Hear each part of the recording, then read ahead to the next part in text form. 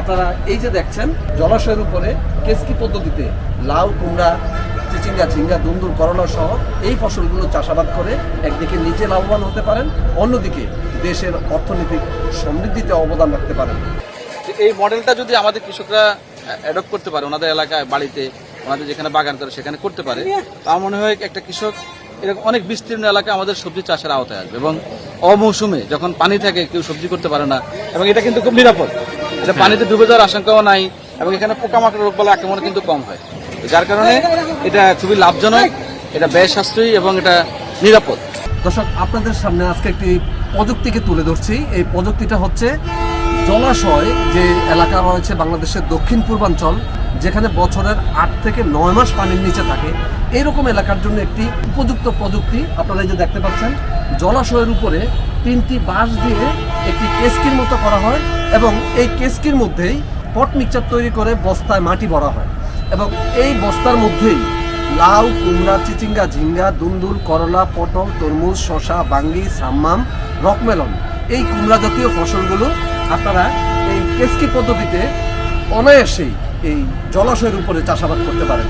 এতে করে একদিকে এই জলাশয়ের উপরে একটি বাড়তি ফসল উৎপাদন হবে, অন্যদিকে এই জলাশয়ের উপরে এই লতা জাতীয়, কুমড়া জাতীয় ফসলগুলো চাষাবাদ করার কারণে এই ফসলের মান উন্নত হবে। আপনারা জানেন, এই লাউ, কুমড়া, চিচিঙ্গা, ঝিঙ্গা, দুন্দুল, করলা, পটল, তরমুজ, শসা, বাঙ্গি যদি পানির উপরে থাকে তাহলে এর ফলন 2 থেকে 3 গুণ বেড়ে যায়।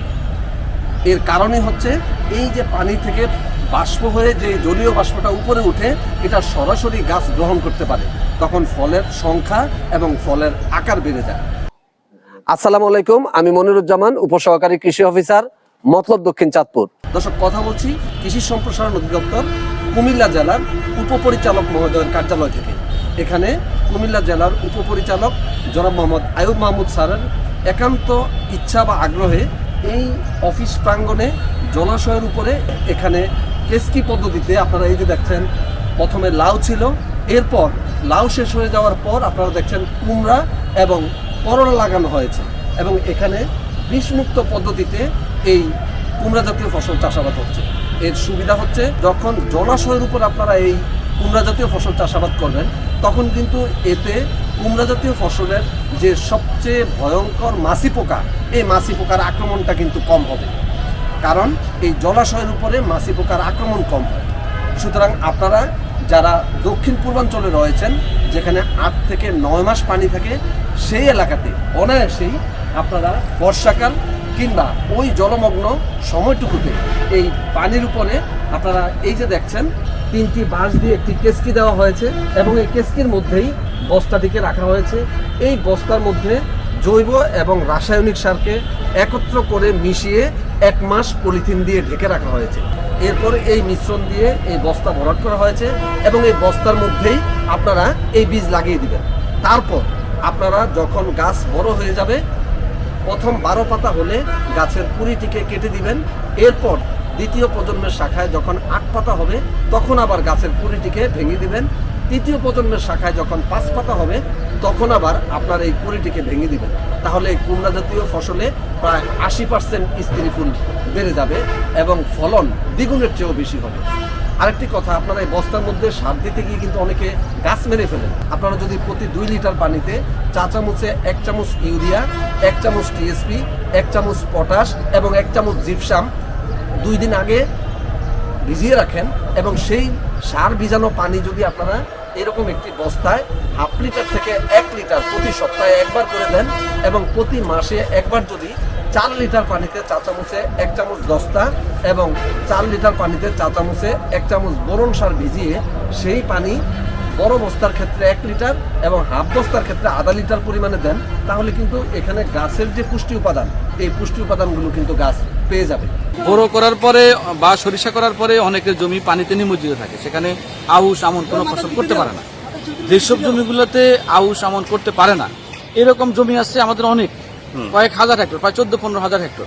আমরা সেখানে যদি এই প্রযুক্তিটা আমরা নিতে পারি, তাহলে আমাদের কৃষক এই এত বিশাল হেক্টর আয়তনের জমিতে অনেক সবজি উৎপাদন হবে, যেটা নাকি সবজিতে ভরিয়ে দিবে, এবং সারা দেশে সবজির একটা বিশাল যোগান হবে এবং নিরাপদ সবজি হবে। এটা আমাদের জন্য খুবই লাভজনক এবং খুবই লাক্সি একটা প্রযুক্তি বলে আমি মনে করি। এটা আমার মনে করি কৃষকদের জন্য খুবই উপকারী হবে। সুতরাং আপনারা অনায়াসেই এই জলাশয়ের উপরে কেসকি পদ্ধতিতে লাউ, কুমড়া, চিচিঙ্গা, ঝিঙ্গা, দুন্দুল, করলা সহ এই ফসলগুলো চাষাবাদ করে একদিকে নিজে লাভবান হতে পারেন, অন্যদিকে দেশের অর্থনৈতিক সমৃদ্ধিতে অবদান রাখতে পারেন। দর্শক, শেষ করব, কৃষিতে বিশ্ব ইউটিউব চ্যানেলের সবগুলো ভিডিও নিজে দেখবেন এবং ভিডিওগুলো শেয়ার করে সারা দেশের মানুষের পাশে দাঁড়াবেন, এমনটাই প্রত্যাশা জানিয়ে শেষ করছি। আল্লাহ হাফেজ।